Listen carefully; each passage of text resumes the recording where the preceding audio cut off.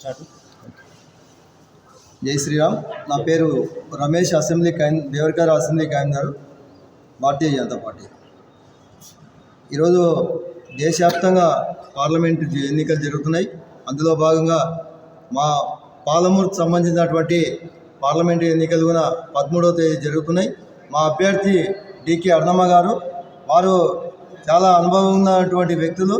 ఈ పార్లమెంట్లో ప్రతి ఓటరు కూడా గుర్తుపట్టేటువంటి వ్యక్తి, మంచి నాయకురాలు, పేరున్నటువంటి నాయకురాలు. ప్రజలకు అందుబాటులో ఉన్నటువంటి డికే అరుణమ్మ గారిని ప్రజలంతా కూడా ఈరోజు ఆమెతో పాటు నరేంద్ర మోడీ గారు కూడా ఈ దేశానికి 3వ ప్రధానమంత్రి కావాలని చెప్పి ప్రతి ఓటరు పార్టీలకు అతీతంగా ఎవరిని కలిసినా కూడా ఈరోజు నరేంద్ర మోడీ గారు ప్రధానమంత్రి కావాలి, పాలమూరులో డికే అరుణమ్మ గారు పార్లమెంటు మెంబర్ కావాలని చెప్పి అందరూ కూడా ముక్త కంఠంతో కోరుతున్నారు.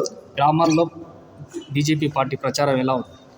ఈసారి గతంలో ఎప్పుడు లేనంత కూడా ఈసారి పార్లమెంట్లో కాదు, తెలంగాణ వ్యాప్తంగా కూడా ఈరోజు బీజేపీ శ్రేణులు చాలా ఉత్సాహంగా, చాలా ఆనందంగా ఈసారి ఈ యొక్క ఎన్నికల్లో ప్రచారం చేస్తున్నారు.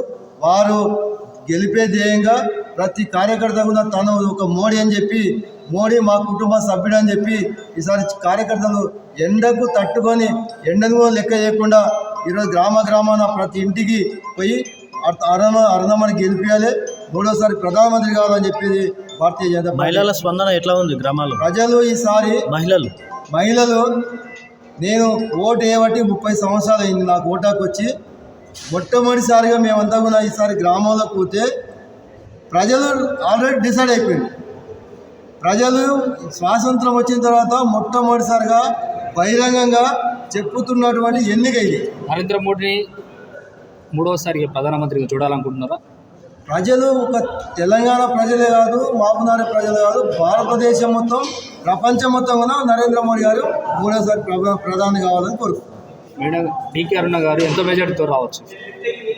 ఈ యొక్క మహిళలు కానీ ప్రజల స్పందన చూస్తే డికే అరుణమ్మ గారు ఖచ్చితంగా 2 లక్షల ఓట్లకు పైబడి మెజార్టీతో గెలుస్తుందని చెప్పి ప్రజలు చర్చించుకుంటారు, ప్రజలు భావిస్తారు, ప్రజలు తీర్పిస్తున్నారు.